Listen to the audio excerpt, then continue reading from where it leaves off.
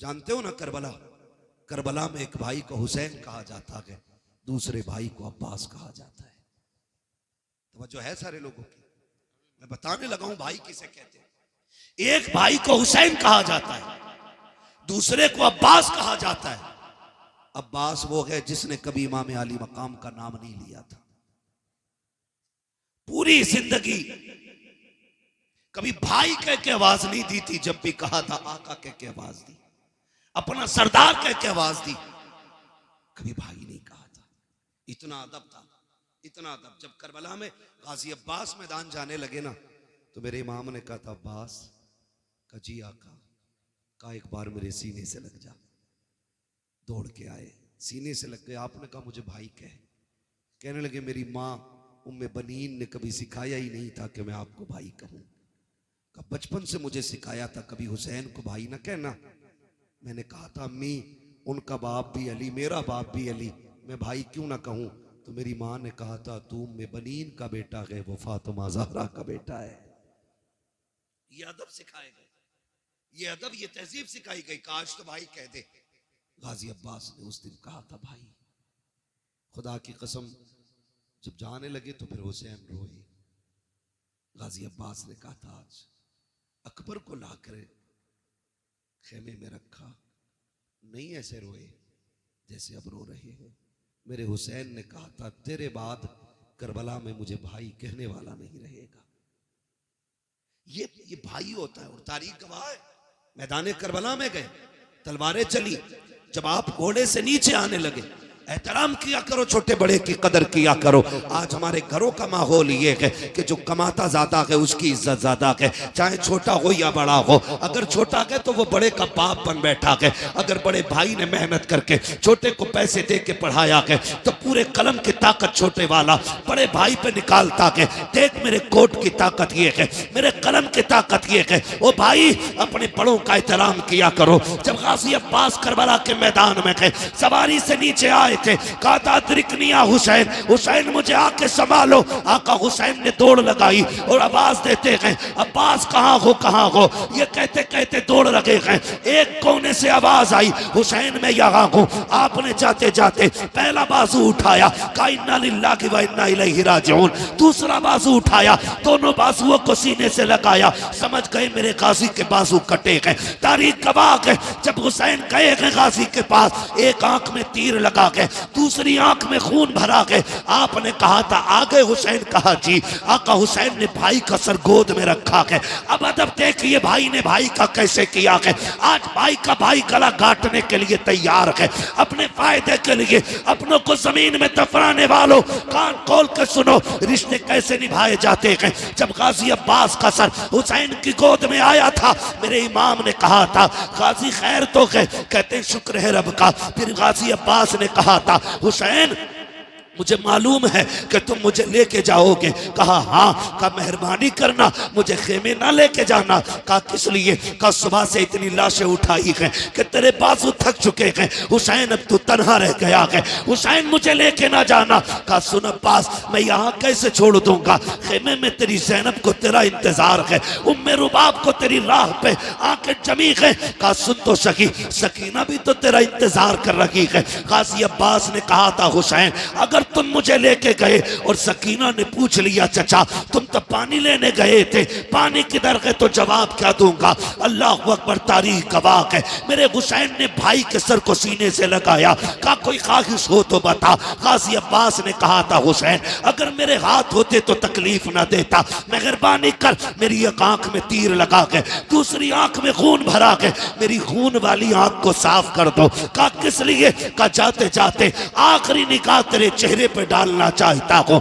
ये रिश्ते होते गए। गाजी अब्बास की आंखों से जैसी खून साफ हुआ है, सीने के पार भी तीर है, सीना चलनी है, बाजू कट चुके हैं, पूरा जिस्म लहू लगान है।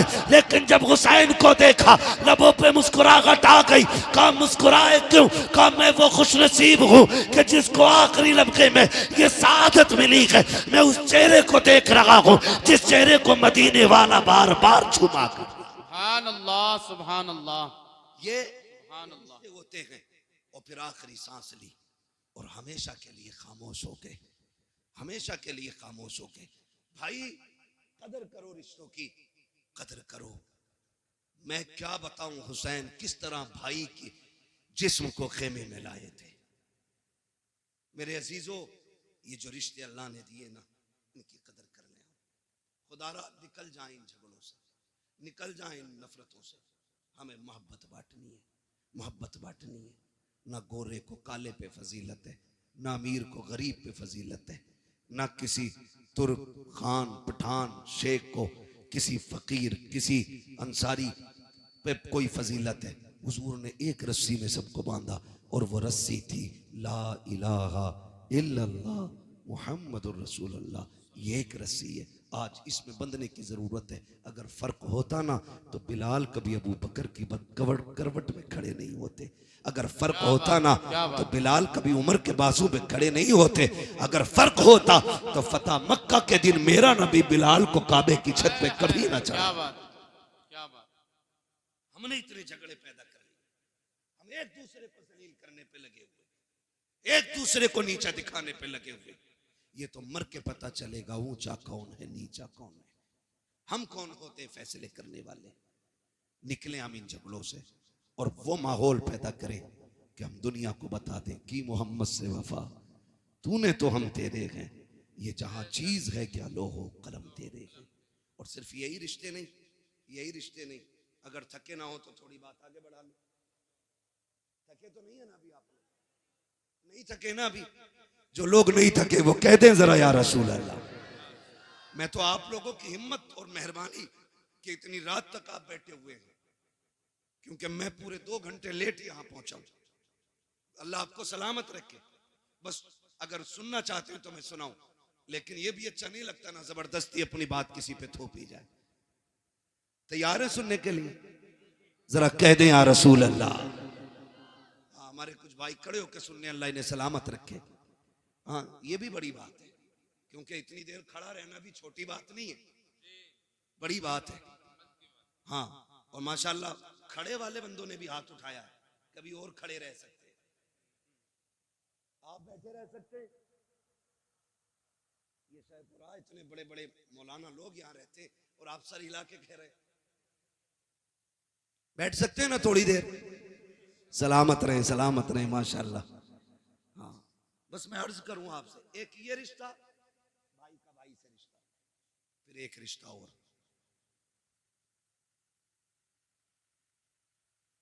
बेटी का रिश्ता, बहन का रिश्ता, ये भी मजबूत करने। कोई भी किसी का भी दामाद हो, उससे मैं गुजारिश करना चाहूंगा, ससुराल में जाके तोप ना बना करो। दामाद है, कोई तूफान नहीं है तू। हमने ऐसे भी हज़रत दामाद देखे जिनकी मोहल्ले में कोई औकात नहीं अपने, वो ससुराल में टांग पे टांग रख के बैठे होते।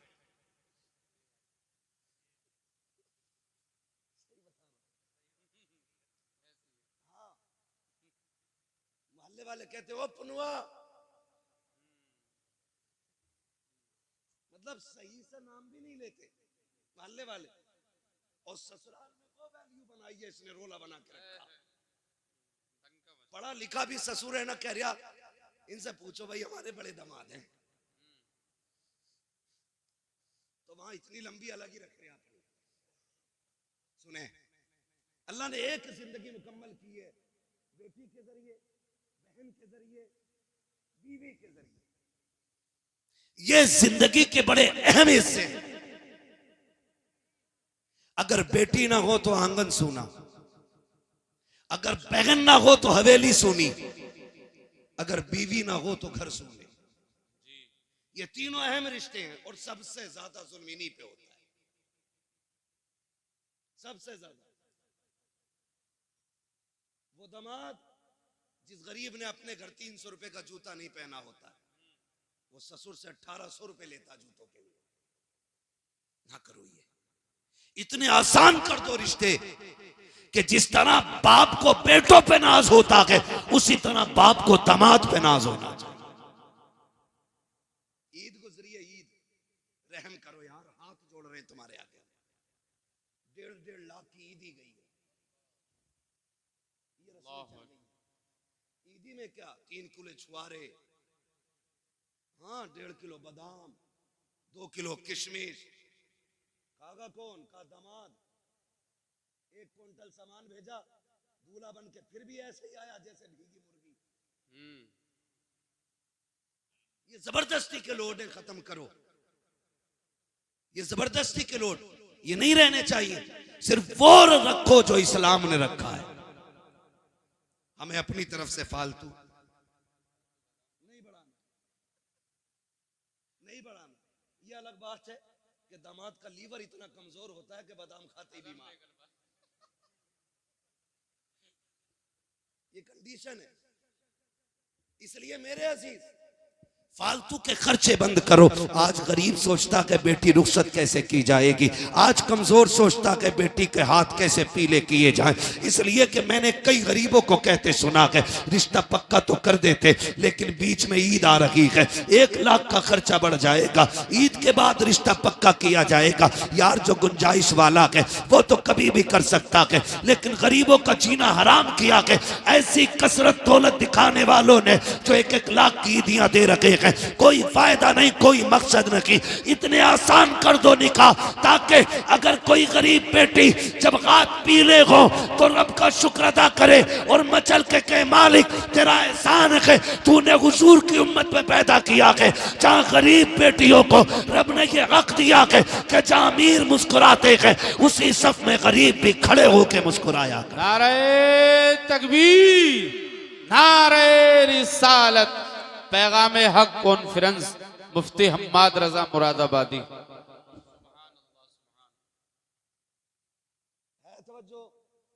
आसान करेंगे इंशाअल्लाह निकाह, इंशाअल्लाह। बोले इंशाअल्लाह, जोर से बोलो इंशाअल्लाह।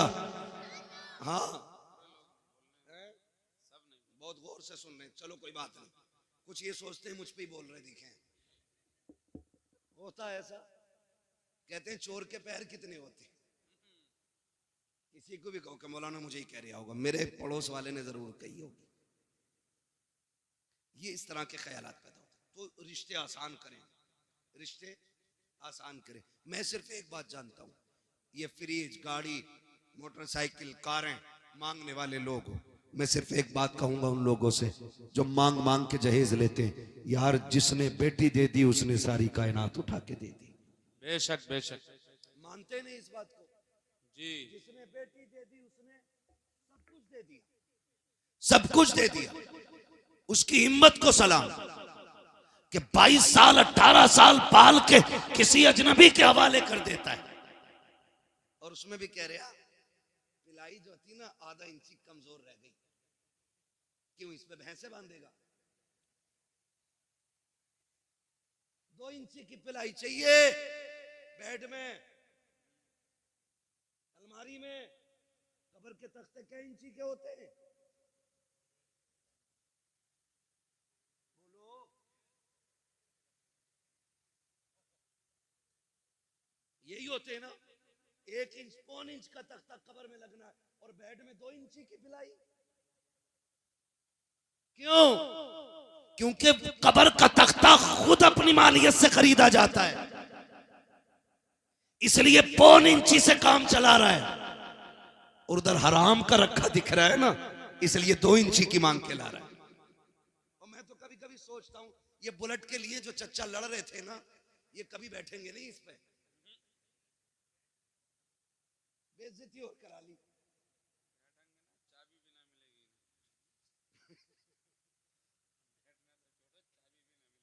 चाबी, मैं एक बात कह रहा हूं, बेगानी शादी में अब्दुल्ला दीवाना, भाई जिसे मिलेगी वो सोचे, तू क्यों मरा जा रहा चच्चा? तू बेड की पिलाई की नहीं, कब्र के तख्तों की फिक्र कर। हमारी कंडीशन क्या है? दूल्हा बनता है बेटा, और बाप की खुशी का उस दिन ठिकाना होना भी नहीं चाहिए, क्योंकि ये बाप है। और जो दूल्हा बना वो इसका, इसमें भी शक है क्या? वो इसका ओ भाई, अपने बाप ही का तो बेटा होता है ना दूल्हा। तो फिर भी कुछ सोच रहे, कहीं मौलवी पकड़ ना ले किसी मसले में। मैं पकड़ने नहीं समझाने आया हूं। वो इसका और ऐसे ना आज बैग यूं दबा के इधर इधर इधर इधर, खाना ठीक है, रोटी तो कच्ची नहीं रह गई, मिर्च सही है, हड्डी तो बेकार नहीं है, इसकी तो हड्डी ठीक है, अब तू लड़की वाले की हड्डी और चबा ले। ये कंडीशन होती है हमारी शादियों की। मजाल है जरा सी नमक तेज हो जाए, रोटी कम पड़ जाए, बिरयानी ज्यादा हो जाए, रोटी कम रह जाए, फजीते करते हुए चलते हैं। हाँ हाँ क्या खिलाया है उसने, उससे दो लोगों को रोटी सही से नहीं दी गई, वो बेगैरत दो रोटी की बात करता है। जब तू बारात लेके आया था ना तो 300 लोगों को हाथ जोड़ जोड़ के ला रहा था, चलियो वरना इज्जत रह जाएगी, चलियो वरना लोग जलील करेंगे। 4 आदमी बारात में आने के लिए नहीं थे। वो तुम्हें खुदा का वास्ता जब बेटी वालों के घर जाया करो, आधी रोटी घर खा के जाया करो, आधी बेटी वाले के घर खाया कर। अगर तेरी आधी खुराक की वजह से किसी बेटी के बाप की इज्जत रह गई, अल्लाह कयामत में कम नेकियों के बावजूद तेरी इज्जतों को 4 चांद लगा के। नारे तकबीर, नारे रिसालत। वाह वाह, बहुत खूब हजरत। कई बरातियों की जेब में जंजीरें हमने देखी, रसमोले लेके चलते हैं, ये सारी चीजें लेके हम चल रहे हैं। ना करो, क्योंकि बारात का खाना 8 दिन की मेहनत नहीं, किसी बाप के 18 साल लगे हैं, किसी के 15 लगे हैं। ये तो उस दिन पता चलेगा ना जब अपनी बेटी की रुखसती की बारी आएगी, तब पता लगता है इज्जत क्या होती है, हक बात है, हक बात। तब पता चलता है जिल्लत क्या होती है। हाँ मुखिया बना फिर रहा, कह रहा बोटी ठीक है, सब कुछ नाप तोल के इंच लगा के सारा लिया, और जब निकाह में इमाम साहब ने कहा, कह रहे कितने चल रहे हैं जी, तो मौलाना ने भी कह दिया जब सबके बढ़ रहे तो हमारे भी बढ़ा दो, 5 चल रहे हैं। ऐसे कूदा जैसे बरैया ने काट लिया। कह रहा तुम्हारे यहाँ नए तरीका, हमारे यहाँ तो 1500 चल रहे हैं। झूठ तो बोल ही देता है, चले या ना चले, बचाने की कोशिश कर रहा है। अच्छा मैं भी कभी कभी सोचता हूँ कि जो लोग 5 स्टार होटल में खा करके 100-150 रुपए टिप्स दे देते हैं, जब वो 3 रुपए 4 रुपए फायदा कमाने वाले सब्जी बेचने वाले से सौदा करते हैं, तो फिर उससे 1 रुपए के लिए क्यों लड़ते, मरे जाते।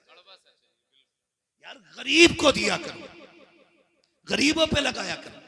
इमाम ने 5000 मांग लिए, कह रहे आप बुलाओ कलवा के अब्बा को, उनको भी बुलाओ जिन्होंने रिश्ता कराया है। कहा ये पहले क्यों नहीं बताया था, यहाँ 5000 चलते हैं, हम तो मौलवी अपना लेके आते। मैं कहता हूँ गैरत कर, जब बेगैरती दिखाता है तब तुझे पैसे दिखाई नहीं देते, जब तुझे अपनी शान बनाने की बारी आती है तब तुझे पैसे कम लगते हैं, जब इमाम को देने की बारी आई तेरा कलेजा फट जाता है। ओ भाई इमाम को ज्यादा से ज्यादा दिया करो, इसलिए कि बेनमाजी खाएगा तो कम मिलेगा, नमाज वाला खाएगा सवाब अल्लाह ज्यादा अता फरमाए। सुभान अल्लाह, सुभान। लेकिन यहाँ के फिर सुई नाप तोल करते, इसलिए निकाह आसान करेंगे इंशाल्लाह, करेंगे इंशाल्लाह। सुबह से ही भूखे तो न रहेंगे। एक और वो कहते हैं ना बबर सिस्टम है,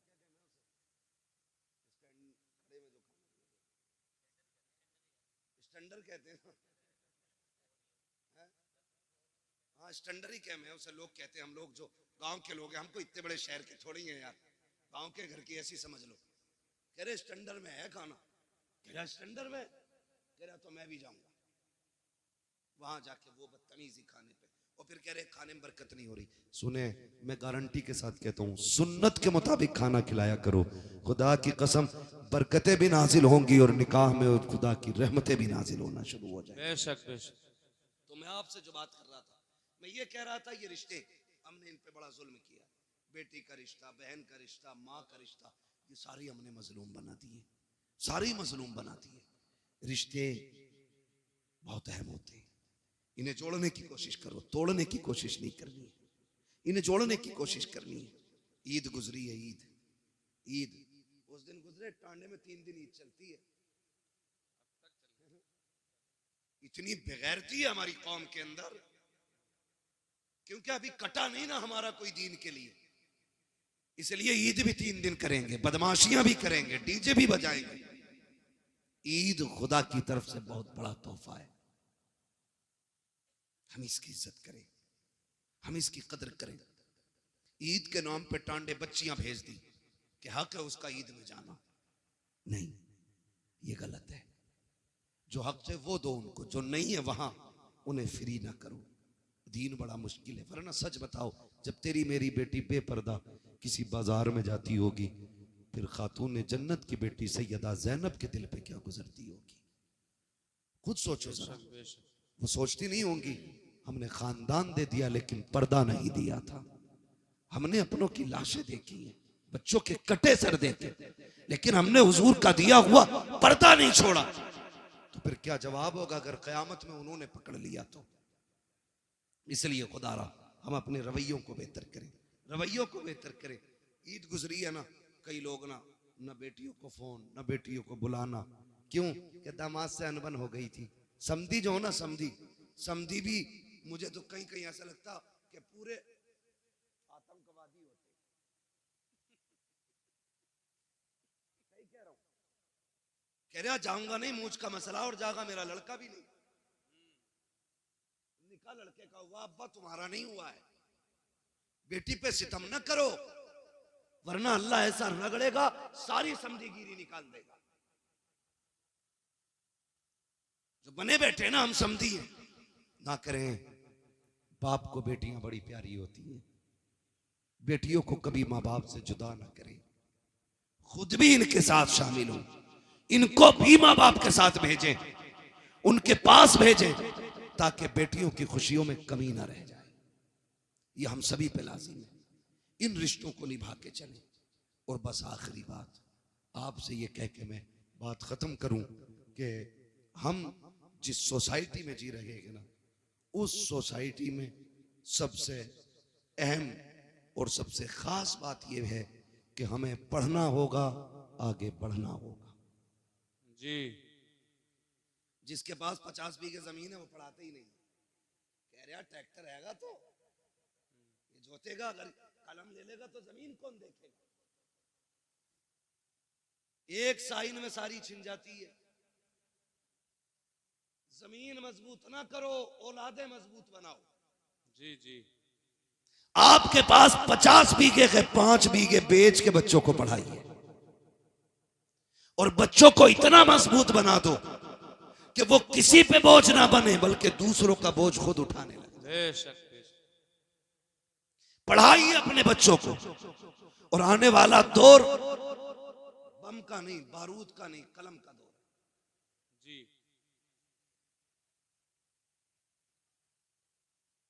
ये बातें तारीख लिखवाते समय बता दिया करो, ताकि ये बता दे कि हम ये कब सुनाएंगे।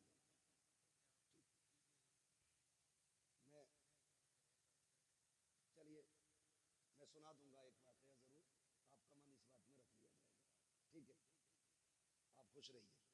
ठीक है ना? इन बच्चों ने बड़ी मेहनत की है, तो अगर ये चाहते हैं तो इंशाल्लाह वो मैं जरूर सुनाऊंगा। ठीक है, जरा कह दें या रसूल अल्लाह, या रसूल अल्लाह, और जोर से कह दें या रसूल अल्लाह, या रसूल अल्लाह। है ना? मेरे भाई ने पहले भी मुझसे कहा था इस बात को, तो मैंने कहा था इंशाल्लाह कोशिश रहेगी।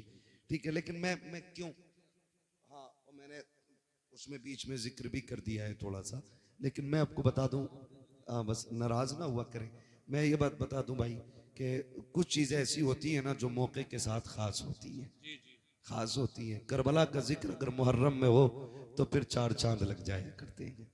ठीक है ना? लेकिन मोहब्बत आपकी है तो इंशाल्लाह मैं कोशिश करूंगा कि इस बारे में भी कुछ बात कर लूं। जरा कह दें या रसूल अल्लाह। या रसूल। अब जो दौर है ना, मैं जो कह रहा हूं, अब जो दौर है वो दौर कलम का है। वही आगे बढ़ेंगे जो पढ़ेंगे। कब्जा हुकूमत उन्हीं की रहेगी जिनके हाथों में कलम होगा। हम जो तोड़े गए ना, हमारी जहालत की बुनियाद पे तोड़े गए।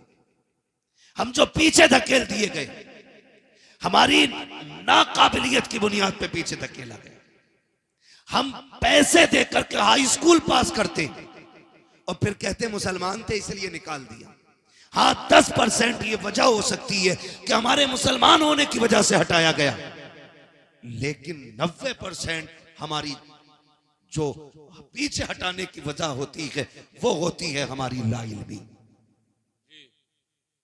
नौजवानों, किसी ऐसे स्कूल में ना पढ़ना जहां पैसे लेकर के नकल कराई जाती हो। खुद मेहनत करना, और इतनी मेहनत करना कि अपनी काबिलियत से हर एग्जाम को पार करके मनसब हासिल करो। लोग कहते हैं कि काबिल लोगों को नौकरी नहीं मिलती, मैं ये कहता हूं किसी मर्ज का इलाज बन जाओ, मरीज दौड़ता हुआ खुद तुम्हारी चौखट तक आ जाए। बेशक बेशक। इसलिए तालीम पे सबसे ज्यादा गौर करना है, पढ़ना है। आज हमारे लिए सबसे ज्यादा जरूरी है। और जरूरी नहीं है कि मौलाना ही बनाए, मौलाना ही बनाए, ये जरूरी नहीं है। दीन की बुनियादी बातें सिखाइए, फिर बेटे को IAS IPS बनाइए, फिर बेटे को आप एक दीनदार वकील बनाइए। उससे कहिए तुझे हक के लिए मुकदमे लड़ने हैं, तुझे सच के लिए कोर्ट में आवाज उठानी है। ऐसे बेटे बनाओ और फिर तैयार करो अपनी कौम के नौजवानों को। हर कोर्ट में जब हुजूर का गुलाम खड़ा होगा ना और कह देगा मुझे झूठा मुकदमा नहीं लड़ना, मैं सच के लिए लड़ूंगा, लोग सोचने पे मजबूर हो जाएंगे आज के गुलामों का किरदार ऐसा है तो फिर नबी के उमर का किरदार कैसा रहा हो। सुभान अल्लाह, सुभान। इसलिए पढ़ेंगे इंशाअल्लाह। बच्चे बैठे, नौजवान बैठे, PUBG कितना खेल ले हो, दबा के चल जाना, जिस कोने पे बैठ जाओ उठता ही नहीं। हाँ, हर वक्त यूं। क्या है ये, हमारा वक्त बर्बाद हो रहा है। कोई और कौम इतना नहीं खेल रही है, सच बता रहा हूं। हम रातों में चलते हैं, अगर रोड पे नौजवान मिले रात में, हम समझ जाते हैं ये मुसलमानों का गांव है।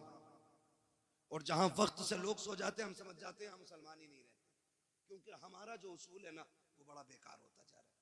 रहन सहन खराब, तौर तरीके बदल गए। नौजवानों, अब मोबाइल चलाने का वक्त नहीं है, अब कलम चलाने का वक्त आ गया है। पढ़ो, आगे बढ़ो, ये साइंस तुम्हारे कदमों में होगी, ये तरक्कियां ये सब तुम्हारी होंगी, लेकिन शर्त है खेल छोड़ करके हमें तालीम की तरफ आना पड़ेगा। बेशक। तालीम की तरफ आना पड़ेगा। ना हमारे अच्छे स्कूल हैं, ना हमारे अच्छे हॉस्पिटल हैं, ना हमारे अच्छे कॉलेजेस हैं, ना हमारे अच्छे मदरसे रह गए। क्योंकि मदरसों से तो लोगों ने नफरत इतनी कर ली ना, उन्हें लगता है कि ये मदरसे जो है ना सिर्फ चंदों के लिए हैं। नहीं, खुदा की कसम, अगर ये मदरसे ना होते हमारे चेहरों पे ताड़ियां नहीं होती, अगर मदरसे ना होते सरों पे टोपियां नहीं होती, ये मदरसों की देन होती है। तुम्हें क्या लगता है जो सरे हुसैन ने नेज़े पे कुरान पढ़ा था, क्या सिर्फ वो इमाम हुसैन का कमाल था? नहीं, खातूने जन्नत ने दूध पिलाते वक्त कुरान सुनाया था, सर कटा के नेज़े पे हुसैन ने कुरान पढ़ते सुना। सुभान अल्लाह, सुभान। जब दरसगाह ऐसी होती है ना तो फिर बेटे ऐसे होते, फिर बेटे ऐसे होते। मैं आपसे अर्ज कर रहा था, खुदारा रिश्ते बेहतर करें और अपने बच्चों को तालीम दें, पढ़ाएं अपने बच्चों को, खुद भी पढ़ें, बच्चों को भी पढ़ाएं। अल्लाह ताला हमारी नस्ल को कुरान पढ़ने, सुनने, समझने की मौला करीम तौफीक अता फरमाए। और हुजूर के सदक़े में अल्लाह हमारी नस्लों में उलमा, हुफ़ाज़, कारी, IAS IPS अल्लाह हमारी कौम में पैदा फरमा दे। आमीन कह दो भाई।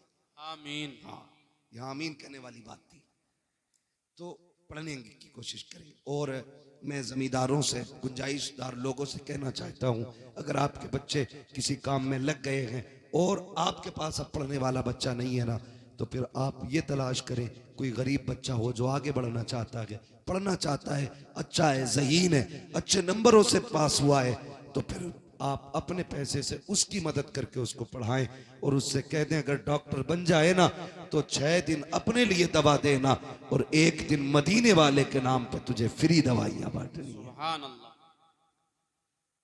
करेंगे इंशाअल्लाह। ये भी हम चंदा करके, मेहनत करके जलसा कर लेते हैं, हम मेहनत करके मज़ारों के गुंबद बना लेते हैं, हम चंदा करके 5 लाख 7 लाख का मीनार बना लेते हैं। तो हम पैसा इकट्ठा करके अपने गांव के अंदर एक IAS IPS नहीं बना सकते? बोलो, बना सकते कि नहीं?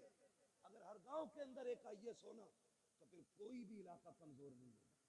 जी, ये याद रखिए। हमारे तो प्रधान भी ऐसे अंगूठा छाप होते हैं, ऐसे जा कह रहे पुलिस वाले से, भाई क्यों आए गांव में? जबकि गांव का मालिक प्रधान होता है। पुलिस वाले को इजाजत नहीं है प्रधान की इजाजत के बगैर गांव में कदम रखे, लेकिन चच्चा को पता ही कुछ नहीं है क्योंकि पढ़ा ही नहीं है। पढ़े, काबिल बने, अपने हुकूक जाने, जो आपको राइट्स मिले वो समझिए आप, ताकि कोई कमजोरी पैदा ना हो, ताकि कोई कमी ना रह जाए। पढ़ेंगे इंशाअल्लाह, वादा करें सारे इंशाअल्लाह। पढ़ाएंगे बच्चों को, इंशाअल्लाह। पढ़ाएंगे कि दुकान कराएंगे? अरे बहुत पढ़ा लिया, अल्लाह को 10वीं पास है, चल बैठ दुकान पर जाकर शटर खोल। 10वीं पास करा के ना और बैठा दिया दुकान में, है ना। और फिर लल्ला ने 2 ही चीजें याद की, यस और नो, बस वही काबिल हो गया। साइन करने हमें नहीं आते, हम कुछ पढ़ नहीं सकते, तो क्या फायदा। कोशिश करें आज ही से कि एक हम बंदा ऐसा तैयार करेंगे जो हमारे गांव का होगा और आईएएस होगा, आईपीएस होगा। ये तैयारियां करें अगर वजूद को बाकी रखना चाहते हो, वरना ये सोच लेना दीन तुम्हारे ऊपर नहीं है आया यूं रिशो तातार के अफसाने से, पासबा मिल गए काबे को सनम खाने से। हाँ, जिसने नबी की आल को कत्ल किया था वो यहूद और नसारा नहीं थे, वो इसी दीन का कलमा पढ़ने वाले लोग थे, वो हुजूर का कलमा पढ़ने वाले लोग थे। अल्लाह ने उनका ऐसा बेड़ा गर्क किया, आज उनका नामो निशान नहीं मिलता है। तो आपको क्या लगता है दीन हमारे ऊपर टिका हुआ है? हम कुछ भी कहें करें, अल्लाह को हमको जिंदा रखना ही है, महज अल्लाह उसकी कोई मजबूरी है? वो तो ये कहता है अगर तुम मेरे दीन से खिलवाड़ करोगे मैं तुम्हें खत्म करके तुमसे अच्छे लोग ला के रख दूंगा, ये उसका ऐलान है। इसलिए खुद से कोशिश करो। वो कुरान की आयत करीमा में हाफिज तो नहीं हूं, इन्नल्लाह ला युगय्यिरु मा बिकौमिन हत्ता युगय्यिरु मा बिअनफुसिहिम, है अल्लाह ताला किसी कौम के हालात उस वक्त तक नहीं बदलता जब तक कौम अपने हालात बदलने की खुद से कोशिश नहीं करती। हमें कोशिश करनी है खुद से, हमें फिर आप कोशिश करें, कामयाबी देना रब का काम करेंगे इंशाअल्लाह। इसी दीन के लिए करबला में शहादतें हुई है। खाली सुन के घर जाके हुसैनी नहीं बन सकते हो, किरदार में भी हुसैनी बनना पड़ेगा, अखलाक में भी हमें हुसैनी बनना पड़ेगा, तौर तरीके भी हमें करबला वालों के होने चाहिए। मैं आपसे अर्ज कर रहा था रिश्ते निभा के चले, जिस तरह आप मेहनत से बेटों को पढ़ाते गए उसी तरह मेहनत से बेटियों को भी पढ़ाइए, बेटियों को भी पढ़ाइए। हम बेटों को इसलिए मेहनत से पढ़ाते कि ये बुढ़ापे का सहारा होता है, और बेटियों को इसलिए नहीं पढ़ाते क्योंकि वो पराए घर चली जाती है। ना करें, याद रखें बेटे बुढ़ापे के सहारे होते हैं, बेटियां आखिरत का सहारा हुआ करती हैं। सुभान अल्लाह। उन्हें भी पढ़ाइए, और याद रखिएगा जब बुरे वक्त में बेटे भी साथ छोड़ जाते हैं ना तो फिर बेटियां ही काम आया करती हैं, ये भी याद रख लेना, फिर बेटियां ही काम आया करती है अगर बेटे भी साथ छोड़ जाए। क्या तुमने नहीं देखा कितने बाप घर के बाहर बैठे मिलते, कितने वीडियोस रोज के वायरल होते कि वो कहता मेरे बच्चों ने निकाल दिया, कोई कहता बहू ने घर में नहीं रहने दिया, कोई कहता बेटे ने धक्का दे के निकाला गया। ऐसे बुरे वक्त में भी बेटियां काम आ जाया करती हैं। तुमसे गुजारिश करना चाहता हूँ, खुदारा रिश्तों की कदर करो। तुम जानते हो बेटी क्या होती है, आओ जरा दिल पे हाथ रख के सुनो, मैं बताना चाहता हूँ बेटी किसे कहते हैं। जब मेरा इमाम आखिरी बार करबला के मैदान में जा रहा था, सारे लोग एक एक करके शहीद हो चुके हैं, मेरे इमाम ने तैयारी मुकम्मल की है, और तैयारी करके जब आप अपनी सवारी जिसको मुर्तजिज कहा जाता है, आप अपने घोड़े पर सवार हुए। आज इमाम आली मकाम जब घोड़े पर आए हैं, अपनी सवारी पर बैठे हैं, बड़ी तेजी से सवारी को इशारा किया है। एक मर्तबा नहीं 11 मर्तबा हुसैन ने एड़ लगाई थी, लेकिन वो मुर्तजिज जो बैठते ही हवाओं से बातें करता था, जिसकी रफ्तार बड़ी तेज थी, 11 मर्तबा इशारा किया, घोड़ा आगे नहीं बढ़ा। आपने कहा मुर्तजिज क्या बात है, क्यों आगे नहीं चलता है? क्या तुझे पता नहीं है ज़ैनब खेमे के दरवाजे पे खड़ी है, उम्मे रुबाब भी खड़ी है, जल्दी कर, अब हुसैन को यहाँ ना रोक बल्कि खेमे की जल्दी से खेमे के आगे से हटा, करबला के मैदान में ले चल। सबकी बेकरारी बढ़ती जा रही है, आप कह रहे हैं लेकिन मुर्तजिज आगे नहीं बढ़ता। आपने कहा था मुर्तजिज मैं जानता हूं तूने भी 3 दिन से पानी नहीं पिया है, सुन मैं करीम इब्ने करीम हूं, सखी इब्ने सखी हूं, मैं तुझे तकलीफ नहीं देना चाहता, जा तेरी मर्जी है। हुसैन तुझे इजाजत देता है, चाहे तो नहरे फुरात जाके प्यास बुझा ले, चाहे तो कूफा चला जा या वापस शहर मदीना चला जा। ये कह के आपने जैसी सीन से पैर निकाला है, अल्लाह अकबर, मुर्तजिज वो घोड़ा कहता मालिक मुझे कुव्वत गोयाई अता कर दे। अगर आज भी मैं नहीं बोला, मौला मौला हमेशा के लिए रुसवा हो जाऊंगा। जब मुर्तजिज ने इतना कहा है, अल्लाह ने उसको कुव्वत गोयाई अता की। लोग कहते हैं हुसैन का घोड़ा कैसे बोल सकता है, वो तो जानवर है। मैं कहता हूं अगर असहाब काफ का कुत्ता बोल सकता है तो क्या अली के बेटे का घोड़ा नहीं बोल सकता? क्या बात है, क्या बात, बहुत खूब है तवज्जो। मुझे नहीं लग रहा आप सुनने के लिए बैठे। बस जो हुए गलत उनको माफ फरमाए रब्बे कायनात। जिंदगी ने दिया साथ, फिर होगी मुलाकात। चमन रहा फूल खिलेंगे, जिंदगी रही फिर मिलेंगे। सारे लोग कलमा शरीफ पढ़ लीजिए, ला इलाहा इल्लल्लाहु मुहम्मदुर रसूलुल्लाह व मा अलैना इल्लल बलाग। अस्सलामु अलैकुम।